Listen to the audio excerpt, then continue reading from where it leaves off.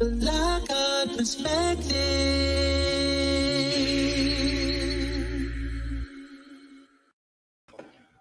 Well, hello to everybody. This is a late night stream, and we're just going to go over a couple of news stories. I saw a few things, and I thought, gee whiz, maybe everybody else has already seen this. And you guys know me; I always assume you all have seen a lot of the stuff before I have. And I just wanted to chit chat with you guys about some of it. So the first thing that I noticed was that, according to, and this is off Microsoft News, but it is reported from the Hill, and it was put up about 5 hours ago. The writer is Lexi Lonis. So these words are not mine. They do not belong to me. However, this is narrated news, and I would like to take the time to read it to you. So hello to all of you. Now, it says here that 8 vaccinated healthcare workers get COVID-19 at a pool party in Las Vegas. I didn't know that. Did you know that? I didn't even know that that could, yeah, well, I guess we all knew something could happen, but nonetheless. 8 vaccinated healthcare workers contracted the coronavirus at a June pool party in Las Vegas. The Las Vegas Review Journal reported. It says that the Sunrise Hospital and Medical Center had 11 employees test positive for the coronavirus after a June 11th pool party. Emails from the Southern Nevada Health District, which were obtained by the Brown Institute for Media Innovations documenting COVID-19 project, and shared with the outlet. And it showed that 8 of the 11 people who were fully vaccinated in December and January, and the other 2 had received 1 dose of the vaccine, and 1 was unvaccinated. Wow. So since most of the workers were vaccinated, a review of the vaccine storage during that time was conducted to assure that nothing was mishandled and that the doses were effective. So there's a quote here, and it basically says, quote, "There was absolutely no mishandling of the vaccine at any time," Sunrise CEO Todd Scamlenberg told the Review Journal. Scamlenberg said that the employees have returned to work and the infections weren't spread to the patients. Quote, although we're all vaccinated, we want to acknowledge our colleagues and recognize their own symptoms. They want them to notice them themselves. They're similar to allergies, it says, or the common cold. And we want them to choose to get tested, close quote. Scumbrick also finished out with, there were no exposure to our patients as our staff complies with all PPE guidelines, masking at all times and wearing face shields with all patient encounters. So that's a good thing. At least they're being careful, right? Mm-hmm. All right. It also goes on to say that the email showed that at least 10 of the 11 people who contracted the virus had the Delta variant, the more contagious strain that has caused a spike around the world. It's rare for fully vaccinated individuals to contract the virus, and extremely rare, it continues, for individuals to get hospitalized or die from the virus if they are fully vaccinated. What I will say is I know that I did read the VAERS report last week, so there's the story the way that it is, not adding anything to it, not taking anything away. How about that? We'll just let it ride. Now, in other news, there's a couple of other little stories, and this one I thought was really unique. I didn't know this, and again, I know you guys probably did. So there was apparently a little visitor at the White House. President Olivia Rodrigo addresses the nation. She's a cute little kid. She's a cute little girl. So it looks like she was hanging out with the Bidens. She was hanging out with the Bidens. Let's just say it like that. All right, so it says here, the president has spoken, and by president, I mean Olivia Rodrigo. Then it goes on to say that, do you think that Olivia could totally be the president? I wonder if somebody totally, this is written by, let's see, what's the person's name? Elizabeth Logan. Totally, Elizabeth. Wonderful news writing. Totally, she could totally be the president. All right, let me be good.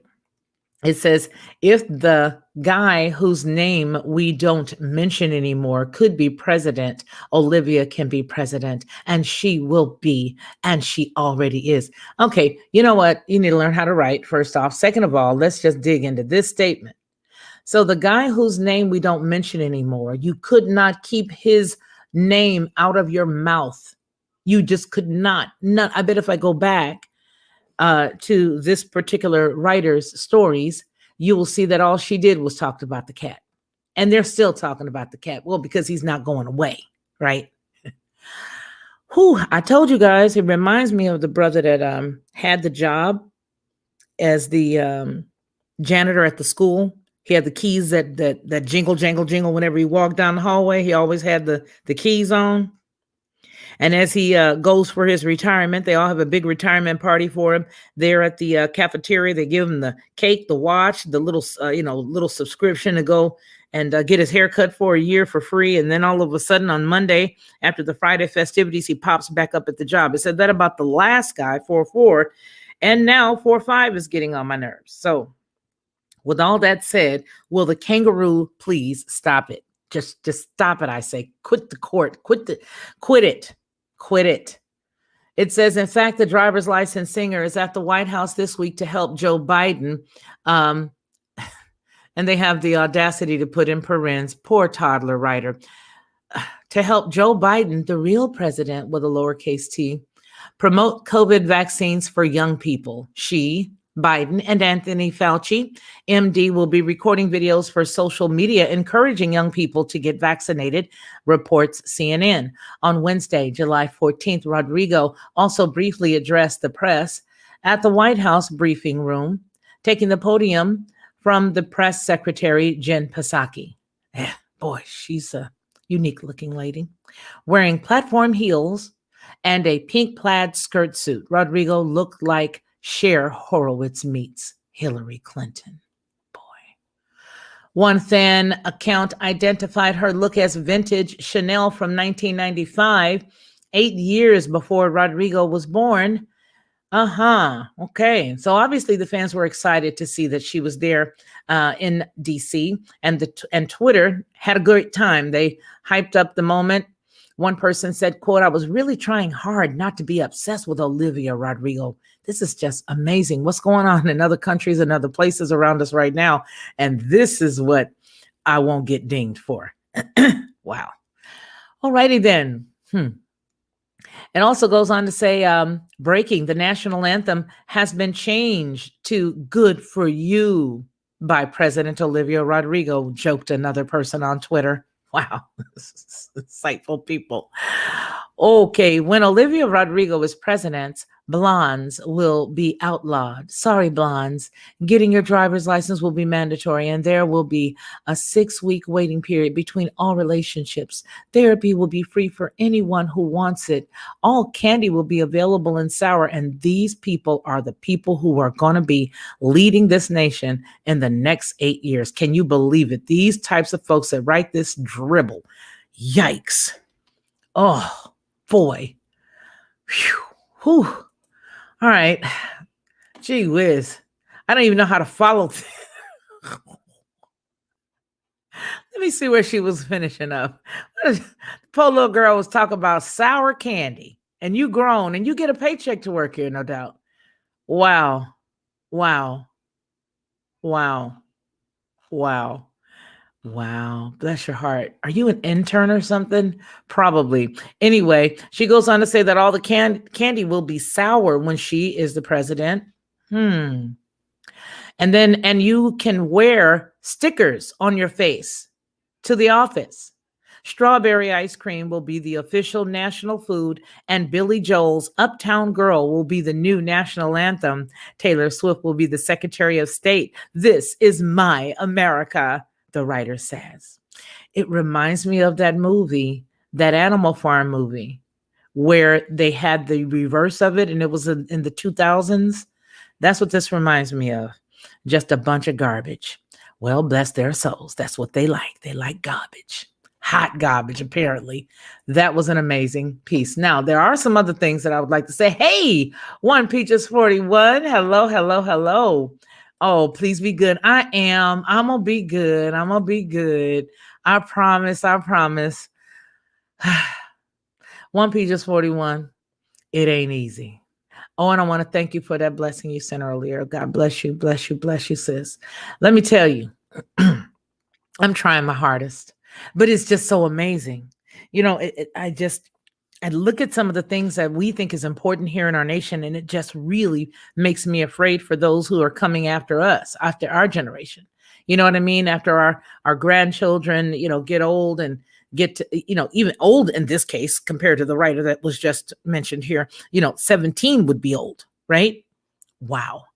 All right, so we're going to move on to some more serious news. I wanted to sort of blend it together because not everybody likes the same type of stuff. And I did want to make it a little light banter for us to have late night with Fefe. But one thing that has been concerning me, I think I'm going to wait for the last. There's a really bad problem. There's a young kid, a young boy, Fucci is his name, 14 years old. He did a really heinous act, and this story is coming from Newsweek. It's written by Alexandra Hutzler, and it was put out about 5 hours ago. Yeah, 5 hours ago. And it goes on to say that there's some new evidence that was found in this case against Aiden Fucci, and it provides a more gruesome detail of the 13-year-old's demise. And I don't want to say that word because it's sort of hard to think about, what I'll get dinged for, even though this is a story that's not written by me, but nonetheless, I digress. This one says that he is accused of taking the young person out of here, and he had more than 100 bruise marks with a knife that he put on this poor person, this poor young lady. And I don't know what the world is coming to, but I tell you one thing, it looks like in a minute we're not even going to be able to have dinner cutlery. Yeah, they're going to take a whole lot of stuff away from us, and this is just what I see. Okay, I think there's one other country that's like that, where they don't have any cutlery at all. Can't think of who it is, but I do remember hearing something like that. As a matter of fact, I think I read it. Hey, SCDHL number 2, how you doing? I tell you, I don't know, but I think that this is a terrible story. It says Fucci is 14 years old and he was accused of stabbing young lady Bailey that was 13 years old more than 100 times on Mother's Day. The Florida teen was arrested the next day and charged with second-degree murder. Prosecutors have since upgraded the charge because of the evidence that indicated premeditation. A dozen reports from the investigators and the medical examiners were released Wednesday by the 7th Judicial State Attorney's Office. The documents include more information about the night that Bailey was killed and the days that followed. According to the police, they've also interviewed family members and friends. Now, it goes on to say in the story that one new detail that emerged was Fucci's response when learning about poor Bailey's demise. According to one incident report, Fucci and his parents were in a room at the St. Johns County Sheriff's Office when his mom informed him that she had passed away and that her body had been found. His answer, quote, "How is that my problem?" Also, during the questioning, Fucci said that he kissed Bailey, and then when she reacted by grabbing him, and then he pushed her, and she hit her head during the fall, he said. And he told her to F off and walked away. Wow. The medical examiner reported and confirmed that Bailey had been stabbed 114 times. At least 35 of those wounds were located on the head and the neck, and the 49 of the marks were defensive wounds in the upper extremities. Toxicology report found no assault of a indecent manner. Okay, I'm just going to leave that there. Now, the examiner also reported that the word karma had been handwritten in blue ink on her left ankle. So it would appear that these young children these days are really in need of some help, that they are like this young man is definitely in need of some help. And it's really too late for him. But I think that right now, with what's going on in America, we really need to be cognizant of what some of these children are watching. And we've all said this for a long time, right? We've all said this for a long time, but we do need to be more cognizant of what's going on in our kids' bedroom and who they're playing with and what they're watching. And if they need medical attention, if they need somebody to give them some help, with mental health help, which is being ignored right now in America because it's being overshadowed by a lot of other stuff. So, with that said, I think that we do need to focus on those things and get some of these young children some help. That's terrible. So, now listen here, the Cuban refugees fleeing communism are only migrants. They're only migrants that Biden refused to welcome. And it's just 90 miles of water that separates the Cuban refugees from oppression under a communist dictatorship and the land of the free. Over 1,000 miles of Mexico separate Northern Triangle migrants and cartels, yet somehow the Biden administration has decided to only welcome those from Guatemala and Honduras, as well as El Salvador, with open arms. With the Cuban dictatorship shutting down the nation's internet, power, and water, in response to the historic protests from its people, Homeland Security Secretary Alejandro Mayorkas issued a warning for the would-be refugees considering fleeing to the United States. And he says, quote, "Allow me to be clear. If you take to the sea, you will not come to the United States." Mayorkas, and that was a quote, Mayorkas stated in a formal announcement. And here he continues, again, I repeat, do not risk your life attempting to enter the United States illegally. You will not come to the United States, close quote. Wow. If this is Joe Biden's way of signaling that he's not the immigration doormat, the first 6 months of his presidency, that it has proven, then he sure picked an awfully odd time to do it. Given the political realities at play, it's hard to believe the collateral damage of his decision is purely coincidental, this writer says. And it continues here. Biden inherited a border secured not with a wall, but with his predecessor's diplomatic deals, which successfully reversed the incentive structure that had attracted people to our border. Under Donald Trump's safe third country agreements, migrants seeking asylum from the 3 Northern Triangle nations had to apply for asylum in the first nation whose border they cross. The administration's remain in Mexico policy prevented overflow in the United States facilities for asylum seekers waiting to be processed. Okay.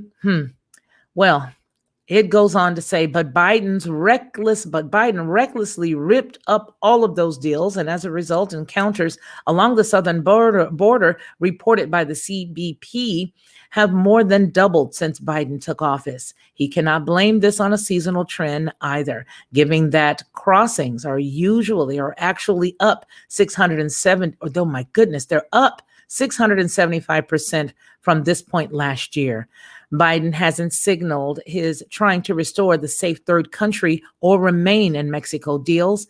His decision to send Kamala Harris to El Paso for a few hours doesn't inspire much confidence that he takes the border crisis at all seriously. This writer goes on to continue. So it's rather curious that amid the highest number of migrants flooding to the southern border in 2 decades, Biden would refuse a class of Cubans who obviously do fit the qualifications for seeking asylum under international law, in contrast to nearly all of the Northern Triangle migrants. And it's galling, okay, as a historical precedent. For half a century, our wet foot, dry foot policy granted safe harbor to any Cuban refugee who made it to our shores, including Mayorkas himself. However, I don't know if this writer remembers what happened. The wet foot, the wet foot, dry foot was repealed. If you remember what he did, and I do remember what he had done. What President Obama did was he switched it up and allowed travel, but the travel was only a travel that was created. In other words, the new hotels and the one-way into those areas were specifically for commerce that was reaped by that government. But he did cancel the wet foot, dry foot policy. So I don't know if this writer is just leaning to one side. Yeah, so it does go on to say that he revoked the policy. Well, good. I'm glad it does, because I'm just sitting here like, no, he can't. This person can't just say that, because I do remember he did. It says only under Barack Obama's endless romancing of dictators did the U.S. revoke that policy, promising to I can't say this. Oh, y'all know what I'm trying to say. REPA, repatriate refugees to a regime sure to persecute them. So to me, I just think that, you know what? It just goes to show exactly who these people are really for. They're not for what they say. They want all of us to believe that, hey, you know what? We just want to be nice to the people who want to come over here because they need help. But this right here, what's going on over there, is atrocious. I wish that I could show you something. I can't. And like Peaches 141 told me to be good. I'm trying to be good, but it's really hard. You see me stumbling over words and stuff because I'm really trying to get at the nuts and bolts of everything. I just want to say that, for us to be the land of the free, the home of the brave, for us to have that big old statue that's blind out in the middle talking about bring us your this and bring us your that, you're broken, you're weeping, you're all of this other stuff. And for us not to allow these folks to come in, to me, is pretty bad. One of the reports that I did see earlier today was by somebody who lives there and who was saying, hey, we don't even have Tylenol. They said, we don't even have Tylenol or aspirin. That's how bad it is there. And so shame on us. Okay. Shame on us as a country. Shame on us. And I just want to say that it's quite hypocritical. That's all. And it just shows the truth that, let me be quiet. I'm trying to be good. I'm trying to be good. I really am. I'm trying to be good. I'm trying not to give my opinion. But you know what? I cannot believe that we would actually sit back and not be nice. Right? I can't. I just can't. I just can't. All right, y'all. So, SCDHL, I'm praying for you. I know you and the family need our prayers right now. I hope that you're still here. I really do. I hope you're still here, because if you are, I just want you to know that. And I see here where you're saying you're tired. I want you to know that I'm praying for you. Okay. Yeah, I am. Just believe that. Okay. All right, you guys. I'm going to get out of here. It's been about 22 minutes. There's one other report that I wanted to do, and I don't know. I think it's going to be, it's more of an editorial, similar to the one that we just read, but I don't know. I'm just sort of shocked at a lot of stuff. I mean, really, it just makes me want to say pineapples to everything. Everything is just pineapples. It's like if you wake up in the morning, it's Groundhog Day and it's just pineapples. It's just more of the same. And it's only in America. So this report is by Tucker Carlson. What I'm going to do is go ahead and drop the link down below for you guys so that at your discretion, you can read it for your convenience. Actually, I'm not going to do that because for your convenience, it's already down below inside of the description box.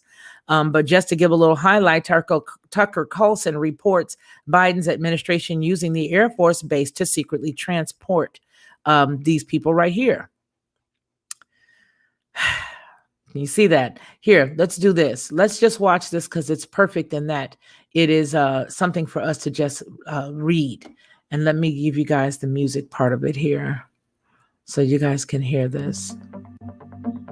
We can start it again if we have to. Let's start it there.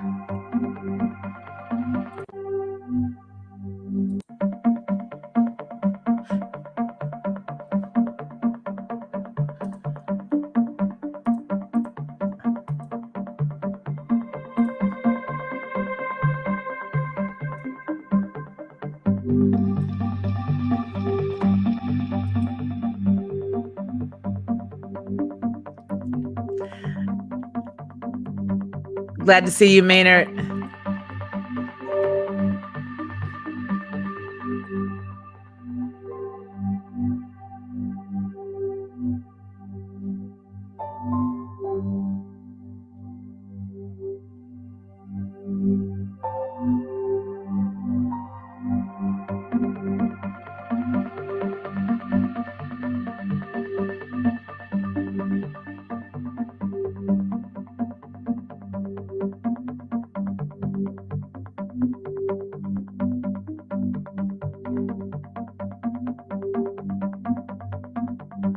Thank you for coming. One Peaches 41. I love you.